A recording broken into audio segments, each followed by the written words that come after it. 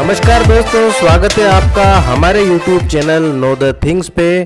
दोस्तों, आज तेजादशमी है और मैं आप सभी के लिए तेजादशमी पर विशेष प्रस्तुति लेकर आया हूं। तो आइए शुरू करते हैं। वर्तमान नागौर क्षेत्र जो नागवंशी जाटों के गणों की अधिकता के कारण प्राचीन काल से नागाना प्रदेश कहलाता था। जागल प्रदेश से लेकर अजमेर भीलवाड़ा तक फैला था।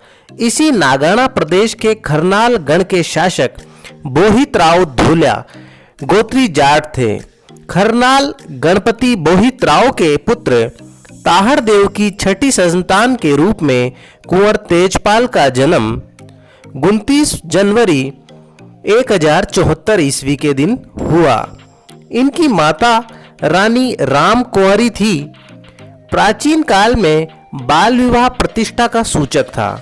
अतः एक बार जब ताहड़ जी पुष्कर स्नान करने गए तब वहीं पर कुंवर तेजपाल का विवाह पनेर निवासी रायमल जी झांझर की पुत्री पेमल के साथ कर दिया।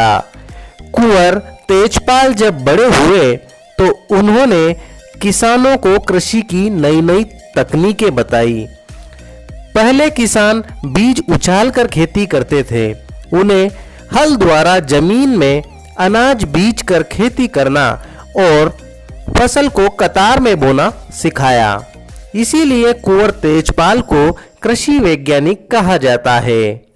गोपालन के साथ ही पर्यावरण संरक्षण में भी तेजाजी लगे रहे। तेजपाल के परिवार के लोग वर्तमान खरनाला से लेकर मुंडवा के बीच विशाल भूभाग पर खेती करते थे। लोकगीतों में गाया भी जाता है, तेजा बहरा रे कोसारी ज्योति आवड़ी। एक बार बरसात के मौसम में अपनी भाभी द्वारा ताने दिए जाने के बाद तेजाजी अपनी पत्नी को लेने पनेर गए। उसी रात लाछा नामक गुजरी की गाय डकैत चुरा कर ले गए। उस समय पशुधन अमूल्य होता था। लाछा पूरे गांव में सहायतार्थ फिरती है, परंतु चोरों के भय से उसकी कोई नहीं सुनता। आखिर में यह कर्तव्य भार तेजाजी पर आता है। तेजाजी चोरों को पकड़ने के लिए उनके पीछे जाते हैं। उसी समय मार्ग में एक काला नाग जंगल की आग में अधजला तड़प रहा था। तेजाजी उसे भाले द्वारा अग्नि से बाहर फेंकते हैं, लेकिन काले नाग को बच जाने का पश्चाताप होता है। नाग नाराज होकर कहता है, तेजा, मेरी जीवन संगिनी चली गई, मैं भी जल जाना चाहता हूँ। तूने मुझे क्यों बचाया? अब मैं तुझे ढसूंगा। तेजाजी द्वारा गाय छुड़ाकर वापस बम्बी पर आने का कहने पर नागराज को विश्वास नहीं होता। तब तेजाजी उसे सूरज, चांद व सूखे खेजड़े की साग भराकर वचन देते हैं कि मैं हर हाल में वापस लौटूंगा। तेजाजी वापस लौट आने का वचन देकर सुरसुरा की नरवर घाटी में पहुंचते हैं, जहां चोरों के साथ भयंकर संग्राम होता है। 150 चोरों को मारकर तेजाजी गाय मुक्त करवाते हैं, लेकिन युद्ध में अत्यधिक घायल भी हो जाते हैं। गाय गुजरी को सौंप वचनबद्ध नायक सांप की बम्बी पर पहुंच जाता है। कुंवर तेजपाल की वचनबद्धता से नाग अत्यंत प्रभावित होता है।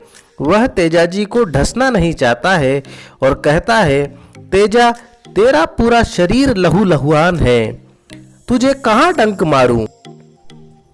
तब तेजाजी अपने मुंह की कुंवारी जीभ नागराज के सामने कर भाला जमीन में गाड़ कर कहते हैं, नागराज, तेजा कच्ची माटी का नहीं बना है, मुझे अपने वचन पर हार मत दिला, जीभ पर ढस ले।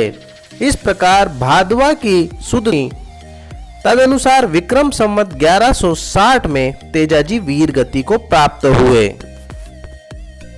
सर्पदंश से तेजाजी की देह वहीं शांत हो जाती है, परंतु सर्पदंश से पीड़ित व्यक्ति तेरी तांती से ठीक होंगे, नागराज से यह वर पाते हैं।